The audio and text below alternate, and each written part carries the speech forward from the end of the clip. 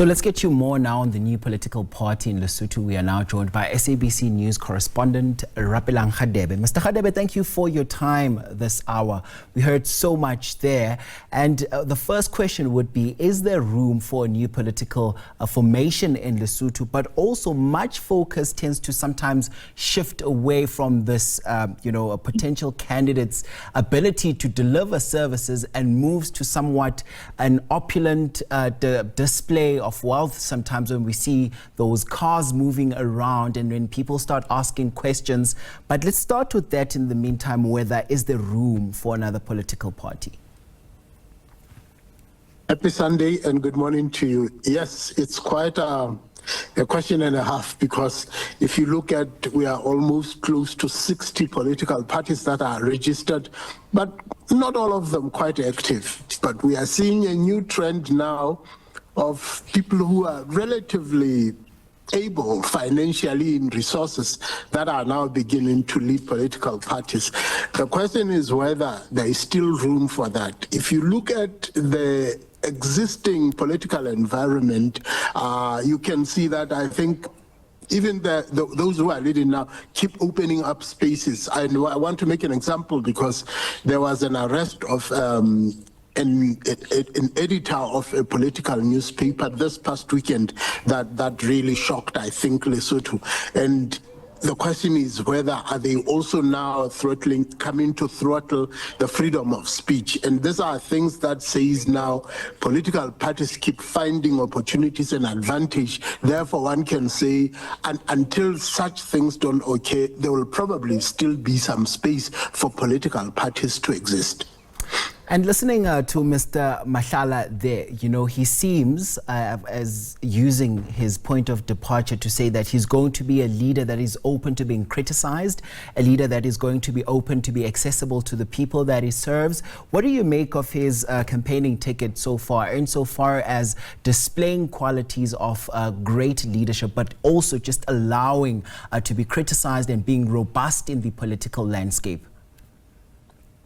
I think I will give him for that. I'll give him a few points for that, because it is almost unheard of that a political leader will say he is willing to give up his seat if his constituency feels otherwise. Political leaders tend to want to hold on and actually die on their political parties. And for him to, at a very early start, says he's open to challenge. He says they have now started with an interim political committee, but he says once they go for national elections, he's willing that his position will be challenged. It's quite unheard of, and for him to openly say it in front of media, I think that was profound of him. We hope the rest of administration that he wishes to lead will be as transparent and open to question and challenge. Now that would be an opening for a really, I think, new form or new direction when it comes to democracy in political parties. And looking at the political climate there in Lesotho and looking at some of the values that he comes with to add his layer, of leadership onto the political landscape, just talk to us about that. And who is Botata Mahlala?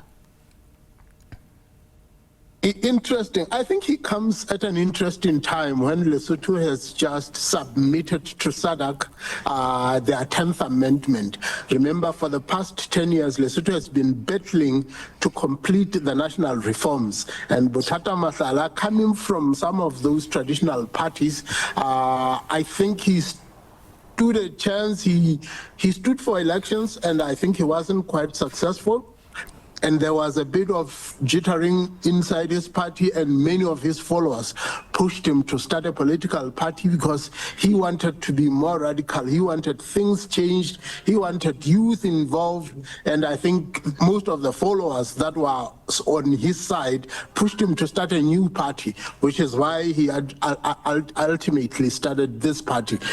He's a businessman in the mining fraternity, and looks like newly found wealth, of which he says he is willing to share with ordinary Basotho, with the people. He has been campaigning quite hectically and trying his level best to assist in those who are less fortunate. So I think on that wheel he has really appeased a lot. But now there is a new constituency of people who are party hopping. Anyone who sees like there's an opportunity either to stand a chance in politics or either to be able to amass resources, of which he said no one will be coming because everybody will be equal. So no one will say I have arrived first, therefore I deserve a seat in the front. He said we are all equal, even I am willing to be challenged. I think that will spark a slightly new debate to those who have lost interest in politics. Interestingly, as we have this conversation, Rapelang, politics on many occasions, comes with somewhat of an aesthetic element where someone's likability is able to give an idea as to whether this person is likely to go a long way. Just what are the people saying there on the ground? I mean, you also mentioned that, he comes across as a person that has newly found wealth that he says is willing to share with others. Just what are the people on the ground saying? Because ultimately, that's what is going to matter, his ability to deliver services to those people. But what are they saying about him so far? It's an interesting development because just having a discussions with some of them, there's two places of debate. Others saying we are tired of electing people who absolutely have nothing, and when they get to office, all they do is amass resources for their own friends and families, and saying maybe if we elect people who are already relatively well off, then they can focus on making sure that resources are split equally. Everybody has equal chances. These are not people who are attracted to new money or to power in politics, but will likely see that people who are lesser affording can also have a plate on that table. However, there are others who say there is a new trend of people who have found wealth, and all they want is to now have a chance in the coffers of the public coffers to be able to amass even more. So you have older people who are hardly willing to move from your traditional Congress or nationalist who says these newly arrivals, they stand for nothing, So I think Lesotho has got those three pies of which he has to convince to say, look, I bring something new so that the 52% that has decided not to participate in elections perhaps can see an opportunity or give him a benefit of a doubt and say, maybe let's give this guy a chance. He brings something slightly different from what we know. And we certainly trust you to keep an eye on developments on that one. That's Rapelang Radebe, SABC News Correspondent out in Lesotho for us, discussing those political developments coming out of Lesotho.